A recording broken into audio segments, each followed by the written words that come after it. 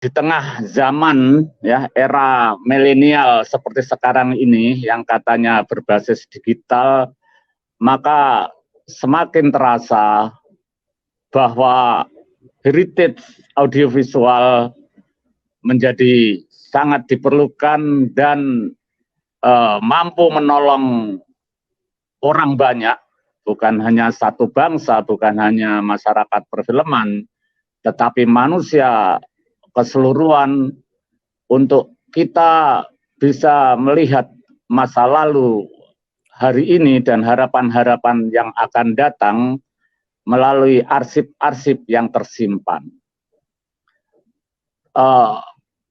Basic hidup kita hari ini yang berbasis pada digital dengan berbagai medianya yang dari bioskop sampai televisi, sekarang ada streaming OTT, termasuk hari ini kita bicara lewat StreamYard, Google, kita main Zoom, kita main TikTok, kita main Semule, dan sebagainya.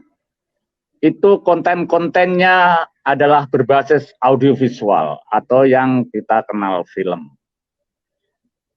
Media-media lama maupun baru ini sekarang dengan konten-kontennya film atau audiovisual, sekarang ini mengepung hidup kita, membentuk pikiran kita, ya, merasuki otak kita dan akhirnya membangun perilaku hidup kita sehari-hari, sehingga karena dia masuk sampai ke ruang-ruang privat, ya, dari sejak handphone di saku kita, ya, sampai melalui laptop, melalui apa dan sebagainya, berbagai alat, sampai di videotron di jalan-jalan, ya, bahkan ketika kita terkapar di ruang rumah sakit pun kita ada televisinya itu, ya. Ketika di halte, di airport, di stasiun dan sebagainya. Nah itu semua hidup kita dikepung oleh audiovisual, oleh film, dan sekarang kita sangat senang itu semua sehingga kita menjadi mudah. Tetapi dari sisi lain kita mendapatkan segala sesuatunya dengan instan, dengan langsung, dengan cepat, tanpa kita pernah atau paling tidak kita kurang mengenali bagaimana sebuah proses itu berlangsung. Ya. Jadi anak-anak kita hari ini ketika tangannya bermain touchscreen di handphone, sudah tidak lagi barangkali seperti kita yang memahami bahwa touchscreen handphone itu adalah pengembangan atau kelanjutan dari sebuah gadget apa dulu namanya, ya, kemudian laptop, notebook, PC komputer, dan barangkali sebagian kita masih menyadari ketika kita menggunakan PC komputer dengan keyboardnya yang seperti itu, maka kita sedikit-sedikit masih membayangkan apa itu mesin ketik, ya, dengan susunan huruf yang sama itu. Dan ketika kita membayangkan mesin ketik, kita kemudian masih membayangkan bagaimana itu ballpoint, tinta dan sebagainya. Sampai kemudian di masa lalu semuanya itu adalah peralatan yang pernah dilahirkan melalui barangkali tinta yang dicelupkan benda lalu kita tulis di lontar-lontar di pohon-pohon dan sebagainya. Nah, ketika pengetahuan ini terputus, ketika hari ini anak-anak kita atau kita mendapatkan instan dan sangat mudah untuk memahami kehidupan ini melalui audiovisual, maka audiovisual heritage, maka pengarsipan film, pengarsipan audiovisual menjadi terasa sangat dibutuhkan untuk menolong atau membantu kita supaya kita tidak hilang ingatan lalu tercerabut dari pengetahuan tentang kausalitas, tentang sebab akibat, tentang bagaimana sebuah proses berlangsung. Karena pada hakikatnya hidup terdiri dari masa lalu, hari ini, dan yang akan datang. Arsip film, audiovisual heritage, adalah tempat mata air dari pengetahuan untuk kita bisa memahami masa lalu, hari ini, dan kemungkinan-kemungkinan yang akan datang. Jika itu tidak kita miliki, maka karena kita terlalu banyak instan, maka kita akan menjadi tidak memiliki nalar atau daya pikir yang berkesinambungan atau terkoordinasi antara masa lalu, hari ini, dan yang akan datang. Ketika pikiran kita tidak terkoordinasi, maka setiap kata-kata kita, logika kita, pikiran kita, maka akan tidak nyambung. Dengan bahasa lain, kalau pikiran kita tidak nyambung, tidak logis, meskipun kita pintar, meskipun secara akademik kita memiliki ijazah-ijazah formal yang tinggi, maka dalam menghadapi kehidupan kita menjadi dungu. Itu istilahnya. Karena tidak terkoordinasinya pikiran. Nah, audiovisual heritage atau pengarsipan film atau pengarsipan gambar hidup sangat membantu, menolong untuk bagaimana kita tidak terjebak pada situasi itu, pada situasi tidak terkoordinasinya pikiran. Dan ini tentu saja adalah untuk manusia, untuk kehidupan, untuk peradaban. Karena manusia itu ditandai dengan peradaban. Nah itu sehingga hari ini ketika kita memperingati Hari Heritage Dunia, maka yang ingin saya katakan adalah kalau selama ini tadi juga bahwa misalnya ada kekurang pedulian, ya, kekurangan anggaran, SDM yang tidak memadai, bahkan barangkali bagaimana negara tidak sangat peduli banget, termasuk di Indonesia gitu ya, tidak banget pada pengarsipan film. Saya ingin mengingatkan, ketika hidup kita dan pikiran kita dikepung oleh audiovisual, konten-konten audiovisual yang medianya sekarang bertaburan dalam berbagai bentuk, dan itu mengepung hidup kita dari saku sampai ruang-ruang publik, sampai taman-taman, maka peran audiovisual, pengarsipan film, audiovisual heritage menjadi sangat diperlukan oleh manusia. Itu garis besarnya. Yang ingin lebih saya katakan di awal pembicaraan ini. Nah dengan begitu, maka Sinematek yang dirintis oleh Misbahu Sabiran, yang sudah berlangsung 46 tahun resminya, dan kalau sejak perintisannya adalah 50 tahun, mengemban amanat untuk manusia itu. Jadi bukan hanya untuk masyarakat perfilman Indonesia, bukan hanya untuk perfilman Asia Tenggara, bukan hanya untuk perfilman dunia, tetapi untuk manusia. Untuk bagaimana mereka memiliki tempat, materi-materi, bahan-bahan untuk orang-orang merawat ingatan, menggali pengetahuan, untuk menjaga daya pikirannya supaya tidak menjadi instan. Hari ini Sinematek, tadi pagi misalnya, kami berkontak-kontakan dengan seorang pengajar dari Filipina untuk sama mengetahui masa lalu, hari ini, besok, tentang sesuatu, whatever, ya. Dan itu dari film yang ingin dia lakukan. Kemarin saya dikontak oleh 3 mahasiswa Itali akan berkunjung ke sini bulan depan. Sama, bagaimana mereka ingin melihat Indonesia masa lalu, hari ini, dan bagaimana kemungkinan yang akan datang sebagai kajian, dan melihatnya dari film. Itu baru hari-hari ini aja, baru belakangan ini. Intinya semakin banyak yang membutuhkan hal-hal itu untuk sebuah pengarsipan film. Nah tentu saja yang lain-lain juga, bahwa Sinematek karena sekarang terkumpul banyak ya, dengan alat-alat film kunonya, dengan poster-poster, dengan memorabilia, berbagai hal, juga menjadi tempat wisata budaya. Sinematek ditetapkan menjadi objek vital nasional oleh Kementerian Pariwisata, ya. dan sebagainya. Tentu saja setiap harinya di sini berkunjung orang untuk mencari melakukan penelitian, riset atau sekedar bermain. Pada bulan-bulan ini, 2 bulan ini, 3 mahasiswa dari Semarang dan Solo melakukan magang atau praktek kerja lapangan atau menjelang skripsi itu, penelitian. Nah, sebelumnya murid-murid sekolah menengah, di sini SMK namanya, sekolah menengah kejuruan, broadcast ada 6 juga melakukan PKL, kalau di sini namanya praktek kerja lapangan di sini. Nah, Sinematek hari-harinya seperti itu. Dan kemarin-kemarin sempat 300 rombongan dari kota lain berkunjung, 20 rombongan mahasiswa. Cuma di musim pandemi ini hal-hal begitu agak berkurang dan memang kita batasi.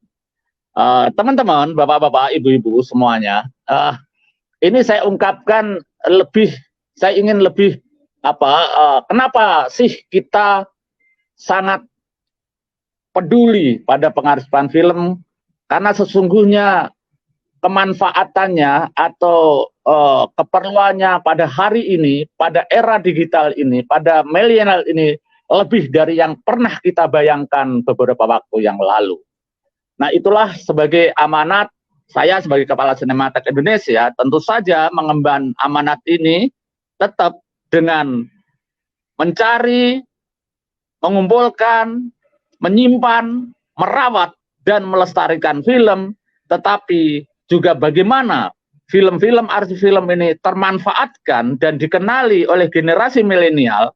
Maka Sinematek, selain tadi Anda lihat kita punya gudang film, kita punya ruang pemutaran film, tetapi saya mencoba juga membuat program-program yang bagaimana bisa menggugah generasi milenial untuk memahami pentingnya tempat seperti ini. Itulah pada ulang tahun kemarin 46 tahun kita main musik-musikan, kita bercanda-canda lewat media sosial, lewat streaming, kita nyanyi-nyanyi dan sebagainya. Itu semua adalah program untuk bagaimana kita menjawab kebutuhan zaman hari ini yang dari satu sisi ingin instan, tapi dari satu sisi kita mesti mengenali pengetahuan-pengetahuan yang tergelar dari masa lalu hari ini dan referensi yang akan datang. Thank you Mr. Oka for your great answer. So Pak Aklis, tadinya kan saya ada bertanyakan tentang soalan yang sama pada Mr. Sisaba dan Mr. Oka. So saya bertanyakan soalan tentang tentang soal pengarsipan filem ni kan, film archiving. Ada setengah pihak yang merasakan bahawa soal itu hanya terletak pada kita harus maintain, kita harus jaga kita punya koleksi kan, tanpa perlu ada usaha-usaha untuk melibatkan khalayak-khalayak yang lain. Macam sepertinya tadi Pak Aklis ada cakapkan tentang bagaimana Sinematek itu menjadi pusat menjadi sebagai satu pusat pelancongan, juga sebagai pusat kajian. Tetapi for certain segments of society kan, there is some misunderstanding, ada salah faham ataupun ada kekeliruan yang mungkin disengajakan ataupun tidak, saya tak pasti. Seolah-olah mereka melihat bahawa tugas mengarsipkan filem ini hanya terletak kepada menjaga dan memelihara koleksi mereka. Itu sahaja. So mungkin Pak Aklis bisa bagi pandangan tentang isu itu. Iya, barangkali ada yang beranggapan begitu ya, tetapi tadi saya mengatakan bahwa pada hari ini semakin terasa bagi yang sadar bahwa audiovisual heritage menjadi sumber pengetahuan dan sebagainya. Ya, nanti saya kita memang menghadapi kemajuan teknologi yang melahirkan media-media baru seperti YouTube, OTT dan sebagainya, dan ini berkaitan dengan masalah royalti, hak kekayaan intelektual, hak cipta, sehingga masalah perebutan tadi semakin tajam ya. Anda tadi nyebut PH-PH, maksudnya kan lalu ketika misalnya Sinematek melakukan sesuatu, maka didoronglah hanya udah mengarsipkan saja sebagai orang tua duduk di meja merawat film dan sebagainya gitu ya.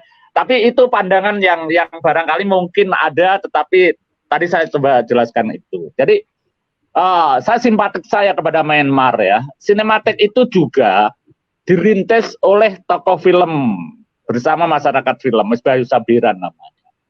Dan itu membutuhkan 27 tahun. Dia merintis itu, dan dalam memoarnya tahun 98 yang kemarin saya bacakan itu, dia mengatakan begini, untuk merintis dan membangun sinematek ini saya membutuhkan waktu 27 tahun. Dan waktu itu tidak seimbang, waktu sepanjang itu pengorbanan yang saya berikan tidak seimbang dengan yang kita dapatkan, baik anggapan orang lain maupun pemanfaatan dari arsip itu.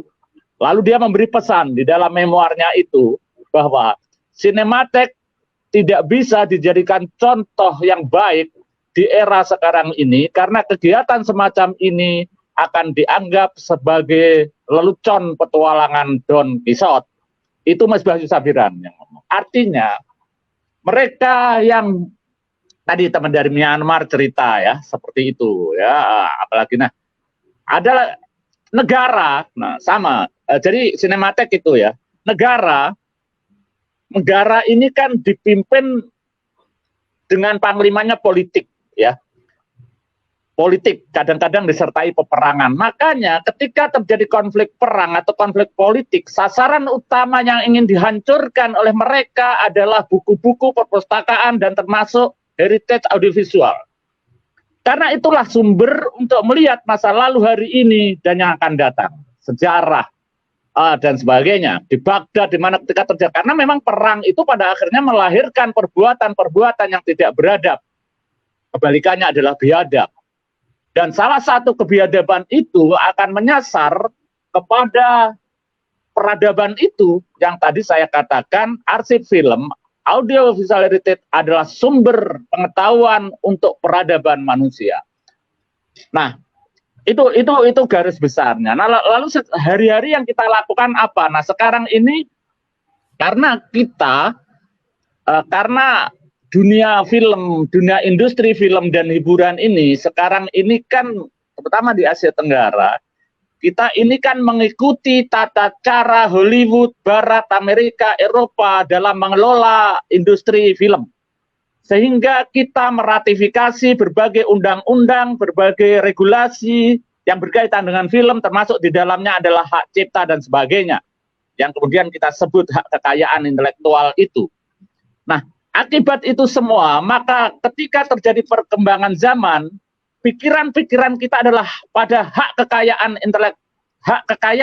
intelektual itu yang digambarkan adalah berupa royalti, harta, hak ekonomi dan sebagainya. Sehingga nilai-nilai yang tadi merawat film itu apa gunanya, nilainya dan sebagainya hanya dipandang kalau arsip ya udah merawat film aja, materi aja udah, tidak usah macam-macam, tidak usah itu gitu ya. Itulah muncul pandangan PH-PH dan sebagainya beranggapan apalagi sekarang ini film-film lama, film-film audiovisual bisa dimonetisasi gitu ya. Lewat OTT, dan ini adalah bentuk-bentuk media baru yang di banyak negara terutama di Indonesia regulasi untuk mengatur itu semua belum siap atau paling tidak belum connect gitu ya. Nah, sehingga tadi dari satu sisi ada anggapan pengarsipan hanya itu, tapi dari satu sisi lain mereka yang punya hak right, hak cipta film, hak eksplorasi dan sebagainya, mereka merasa bahwa ini adalah harta karun yang tidak ada habis-habisnya. Hari ini dijual di Malaysia untuk bioskopnya, untuk videonya, untuk OTT-nya, untuk YouTube-nya dan sebagainya. Mereka melakukan, tetapi materi-materi ini banyak yang tidak punya mereka, ya, banyak yang tidak menyimpan karena mereka adalah sinematek kalau di Indonesia seperti teman dari Myanmar dan dari Laos tadi. Inilah yang punya kesadaran merawat sekarang jatuhnya bisa 30 tahun, 20 tahun, 10 tahun. Itu yang tadi saya bilang, setiap hari kita menghidupkan AC supaya apa itu air conditioner supaya derajatnya 10 sampai 12 dan ini memakai biaya dan sebagainya. Nah, di sini saya ingin mengatakan bahwa memang pada akhirnya kesadaran mengarsipkan film ini tumbuh dari kesadaran terhadap tadi peradaban ya. Tadi bapaknya Myanmar sekarang diwariskan ke anaknya kan seperti itu. Di Indonesia pun sama, meskipun tidak anak beranak, meskipun anaknya Mas Bayu Sabiran sekarang juga ikut menjadi pengurus di foundation kita gitu ya. Tidak kepala tapi ikut kita ya. Jadi memang film ini memang lebih banyak yang berperan adalah masyarakat film, adalah kita. Akan sulit kita mengharap dari negara, karena negara banyak bertumbuh dari politik, tadi sudah saya sebutkan.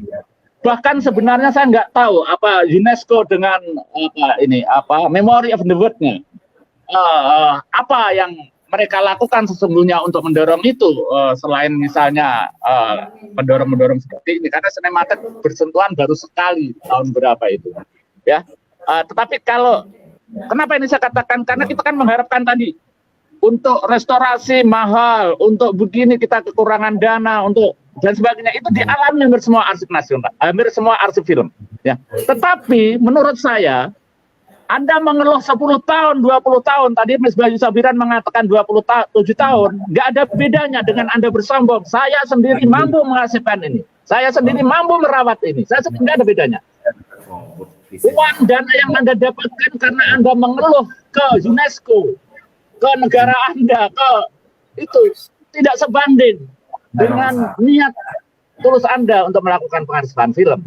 Nah, tetapi insya Allah, ya, kalau kita dengan mengelola arsip film ini, heritage ini, dengan kesadaran seperti untuk kemanusiaan, tiba-tiba nanti, entah karena Tuhan, entah karena memang kodrat manusia, tiba-tiba ada saja yang nanti tiba-tiba membantu Anda, bukan dalam konteks membantu seperti seorang memberi zakat, tetapi sebuah mekanisme sosial tiba-tiba akan menghidupi pengarsipan itu. Nah ini sekaligus saya membesarkan hati teman dari Myanmar ya dan sebagainya. Memang seperti itulah. Saya kira itu Bung ini ya. Thank you Mr. Oka. Pak Aklis, tadinya kan daripada slide presentasi Pak Aklis itu ada menyatakan yang sinematik Indonesia ni diletakkan di bawah Yayasan Usman Ismail kan? Ya. Itu maksudnya bukannya bawah pemerintah ya? Oh enggak. Iya, Sinematek Indonesia itu dirintis, dikelola oleh masyarakat film, oleh orang film. Dirintis oleh Mas Bayu Sabiran bersama masyarakat insan film yang lain, orang film yang lain. Nah, sampai sekarang pun seperti itu. Hanya saja masyarakat film ini direpresentasikan atau diwadahi di dalam sebuah foundation. Nama foundationnya namanya Yayasan Pusat Perfilman Haji Usman Ismail. Itulah yang mengelola sinematek secara administrasi dan secara legalitas badan hukumnya. Itu. So makanya Pak Aklis, kalau itu situasinya, kiranya daripada sudut pemerintah tidak ada satu badan yang menguruskan kerja-kerja pengarkiban ini. Semuanya diserahkan saya tidak tahu karena di regulasi Indonesia juga ada kewajiban pemerintah menyelenggarakan pengarsipan film. Juga di undang-undang perfilman regulasi kita juga ada pemerintah perlu membentuk atau membuat pengarsipan film. Saya tidak tahu bentuknya seperti apa, kerjanya seperti apa, tetapi bahwa sampai hari ini yang kelihatan sebagai pusat pengarsipan film satu-satunya di Indonesia ya Sinematek. Itu. Gitu. Tetapi apakah Sinematek pernah bekerja sama dengan pemerintah? Iya, kita beberapa kali kerjasama di dalam konteks program. Ya, program jadi menyelenggarakan kegiatan nanti kerjasama dengan pemerintah. Itu pun kalau sekarang Cinematheque menekankan kerjasama itu adalah yang berkaitan dengan prinsip-prinsip pengarsipan. Itu ada kerjasama semacam itu. Tapi kalau pertanyaannya apakah dari pemerintah atau dari negara ada badan-badan tentang pengarsipan film, secara apa yang terlihat atau yang resmi, yang formal belum ada. Tetapi secara program barangkali ada. Bahkan secara regulasi tercantum di situ bahwa pemerintah perlu menyelenggarakan pengarsipan film. Gitu kira-kira. Ya.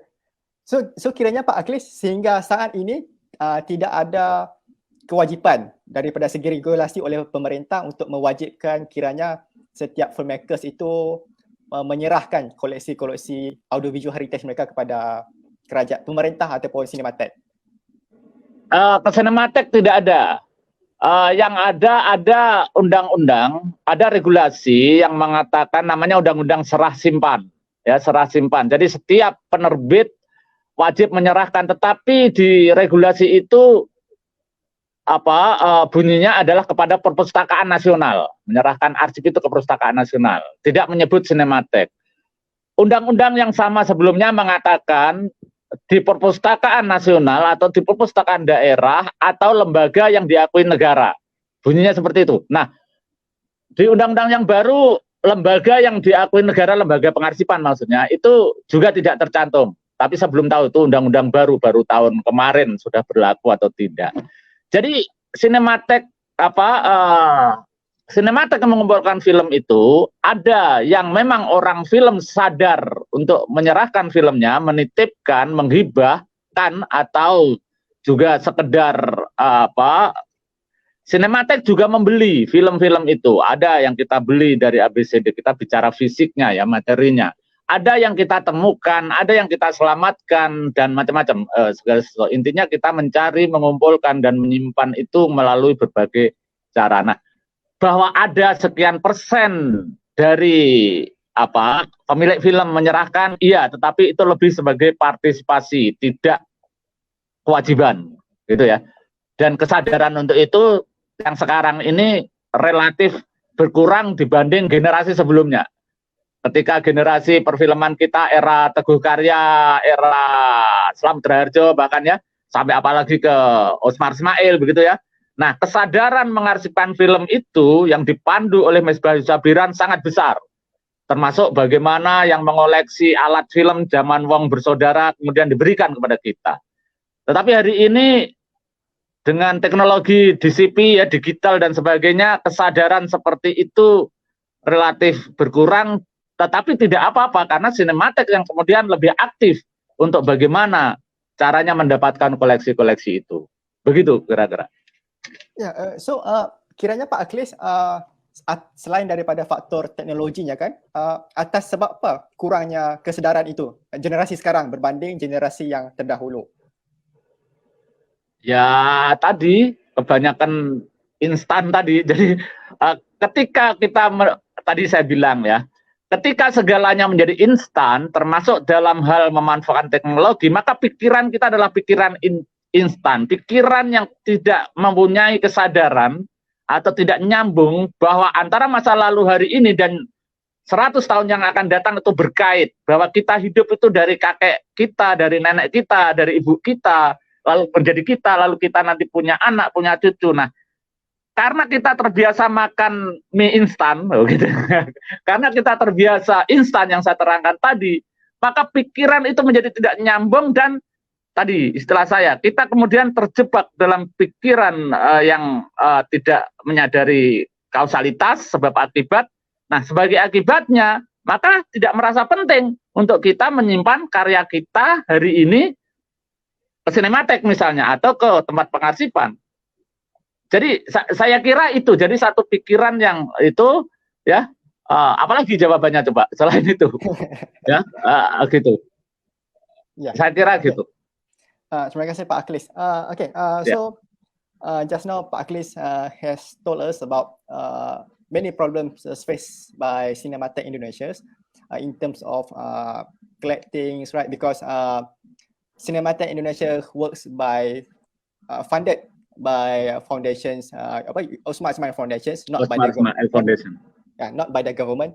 So in regards to that, there has been some decrease in terms of awareness regarding their communities, regarding their filmmakers to send their collections to cinematheques, because there is no regulations or enforcement from the government to make sure that you need to submit your films or your films related materials to film archive centers, right? Maybe I think I would like to ask, because when we talk about film archiving, right? So it is inevitable that film archiving audiovisual heritage is important to develop our country, to make sure our current generation to know the past of our history, right? To know the past of our country and so on. I would like to ask question to Pak Aklis.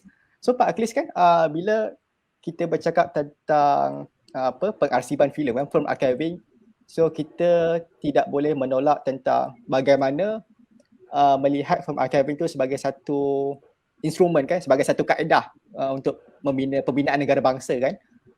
Sebab saya rasa itu yang menjadi dorongan kepada pemerintah ataupun masyarakat awam, golongan-golongan seni, perfilman, artisan, seniman dan sebagainya, untuk memberi tumpuan yang lebih kepada aspek pengarkiban filem ini. So mungkin Pak Aklis, sepanjang Pak Aklis menjadi pengarah kepada Sinematek Indonesia dan melihat sejarah perkembangan industri filem Indonesia itu sendiri, mungkin Pak Aklis bisa menceritakan, memperlihatkan contoh-contoh konkret bagaimana film archiving ini membantu kepada pembinaan negara bangsa itu.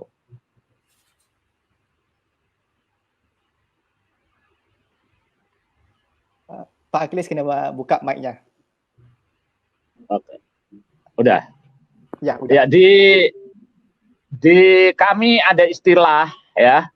Setiap ada menteri baru datang berkunjung ke Sinematek. Lalu besoknya di koran-koran dan televisi mengatakan bahwa arsip film itu penting, arsip film itu membantu, film adalah pertahanan negara, jati diri bangsa dan sebagainya tadi ya yang dikatakan Anda, kan gitu. Ya cukup seperti itu.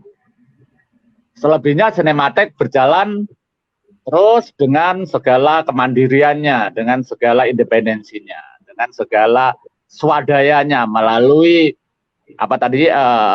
Osmar Nail Foundation. Ya, jadi situasinya seperti itu. Jadi negara tetap memandang penting pengarsipan film, tetapi apakah itu terprogram di dalam penyelenggaraan pengarsipan film yang Anda bayangkan? Nah, itu yang kita bayangkan, nah itu yang selama ini tidak nampak. Karena kan di Indonesia kan juga, negara kan juga punya arsip nasional gitu ya, arsip nasional dan juga punya perpustakaan nasional. Nah barangkali di sanalah mereka lebih perhatian, tetapi bahwa ada fakta kalau film adanya di Sinematek, terutama film features ya, karena baru kemarin misalnya teman-teman dari ANRI, dari Arsip Nasional juga selalu minta informasi, minta data, bertukar arsip dan sebagainya ke kita ketika mereka membutuhkan sesuatu yang berkaitan dengan film. Begitupun juga Perpustakaan Nasional ya, yang punya negara itu ketika yang berkaitan dengan film selalu datangnya ke Sinematek. Nah, tetapi kalau pertanyaan Anda adalah bagaimana kepedulian negara atau pemerintah dikaitkan dengan bagaimana Sinematek atau pengarsipan ini mendapat dukungan yang memadai sesuai kebutuhannya yang tadi banyak dibicarakan. Nah itu ya saya susah menjawab. Bukan susah menjawab, tapi ya kira-kira karena saya berprinsip tidak sangat ingin menghibah, mengeluh, apalagi meminta-minta, karena tadi saya bilang Misbah Yusabiran pun sudah mengorbankan waktunya 27 tahun, dia menulis memoarnya Dan dia mengatakan bahwa kalau dihitung dari material, maka pengorbanan 27 tahun itu akan tidak seimbang dengan apa yang diperoleh. Dan kalau kita bicara seperti itu hari ini, kita idealis terhadap pengarsipan film, maka akan menjadi petualangan lelucon Don Quixote, kan begitu kata Misbah Sabiran. Jadi ya kita lakukanlah seperti ini, begitu. Pak Akhlis, Sinematek Indonesia kan pernah merestorasi filem Usman Ismail kan, lewat Jam Malam itu. Ya. Mungkin Pak Akhlis bisa ceritakan kepada penonton di sini tentang proses restorasi itu dan apa cabaran-cabaran yang adalah sepanjang menyiapkan restorasi itu.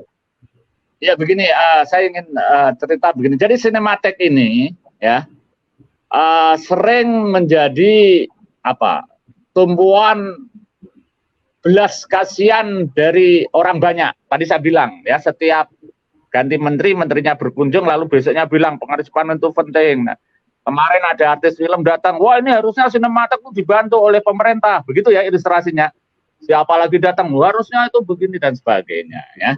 Termasuk teman-teman di luar tuh banyak yang berhubungan dengan internasional bercerita bahwa Sinematek itu punya koleksi film yang demikian banyak, tetapi karena sumber dayanya tidak memadai, maka dia menjadi kuburan film. Kan itu yang kemarin-kemarin tersiarkan, ya kan?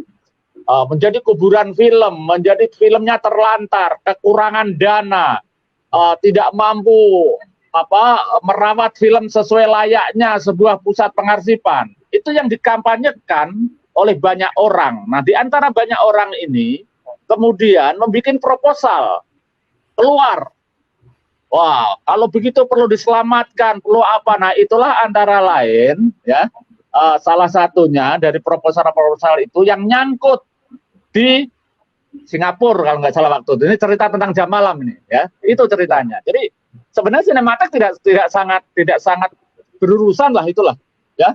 Nah, tetapi karena ya udahlah, karena niatnya juga baik dari Singapura kemudian diboloknya itu ya Jam Malam itu ya, sehingga ceritanya seperti itu proses restorasi yang pernah dialami oleh Sinematek. Tentu ini karena karena tadi kepedulian dari Singapura waktu itu ya, kemudian juga Italia boloknya waktu itu lewat di sana. Tetapi bahwa yang Anda tanyakan prosesnya kenapa bisa begitu, nah seperti yang saya ceritakan tadi, prosesnya seperti itu ya.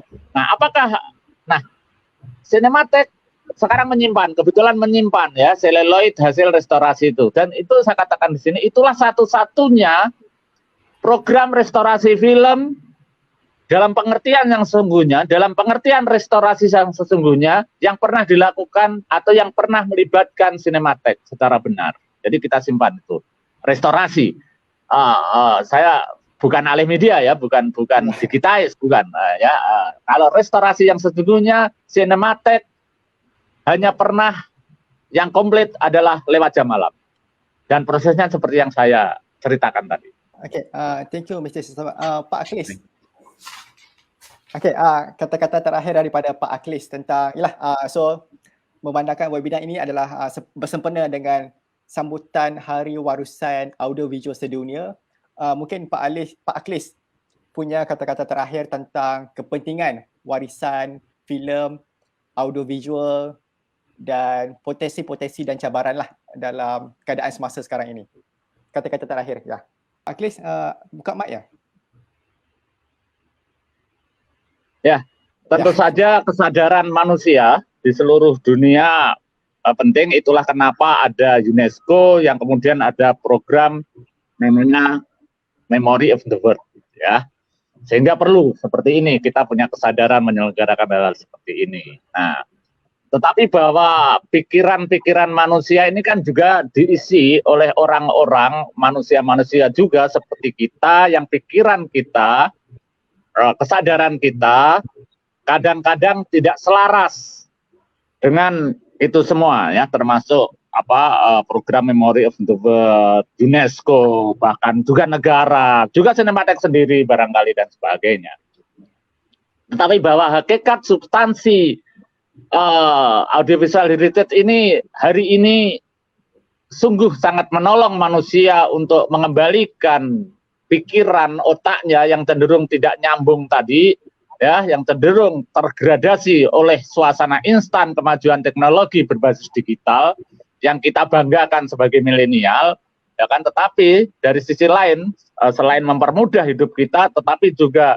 menggerus pikiran kita karena kita menjadi serba instan. Jadi tidak, kalau main silat itu tidak punya kuda-kuda, hanya pintar main jurus, maka itu gampang mudah, gampang jatuh gitu ya. Karena kuda-kudanya tidak ada. Audiovisual heritage adalah memberi pertolongan, kalau yang mau ditolong, untuk bagaimana kita masih memiliki kuda-kuda itu untuk menghadapi hidup, untuk menghadapi kebudayaan, untuk menghadapi peradaban manusia. Jadi bukan hanya bicara Indonesia, Myanmar, Laos, Malaysia, tetapi kita bicara manusia. Dengan begitu, maka kalau saya itu sebagai amanat ya untuk mengelola sinematik Indonesia, mengelola audiovisual heritage, tentu saja saya mengajak yang lain seperti itu, ya, ya bahwa kita ada seremonial mengucapkan selamat heritage apa-apa, tapi yang lebih adalah substansinya. Gitu, saya kira webinar semacam ini perlu untuk bagaimana kita melalui pembicaraan itu kita mengajak supaya yang lain-lain juga punya pikiran seperti tadi. Terima kasih. Selamat untuk panitia yang menyelenggarakan webinar. On behalf of the organizer, World Heritage Moving Image Center, with our partners, UNESCO Memory of the World, Asia Pacific, MAUCAP, South Korea Asia Cultural Center, ACC, Suruhanjaya Kebangsaan UNESCO Malaysia, we would like to say thank you so much to Pak Aklis, to Mr. Oka, Pak Aklis from Cinematic Indonesia, to Mr. Oka from Safe Myanmar Films, to Mr. Sisabat from Law Firm Academicians for spending your times to give your inputs, your perspective regarding our topic today, which is film archiving in Southeast Asia. So we hope that all interested parties, all stakeholders, government agency will do more after this to foster awareness, to foster our educations, right, to do more in terms of policy making perhaps, so that our collections can be preserved, our collections can be screened and getting access to all the publics, right, in our respective countries. So thank you again to Cinematic Indonesia, to Safe Myanmar Films, and to Laos Cinema Departments for giving your wonderful times. Okay, so please stay tuned with us for the whole day with this World Heritage Moving Image Center Facebook page, because we have a lot of interesting session after this until late night. Okay, so thank you again. I guess I pass to the host. All right, see you. Yeah, thank you again. So thank you. I have to, terima kasih. Izinkan saya merokok ya, saya merokok keluar dari layar. Dari Pusat Perfilman Haji Ustaz Ismail, inilah Kronik Film Cinematek, tempat kita memberi kesaksian, tempat di mana kita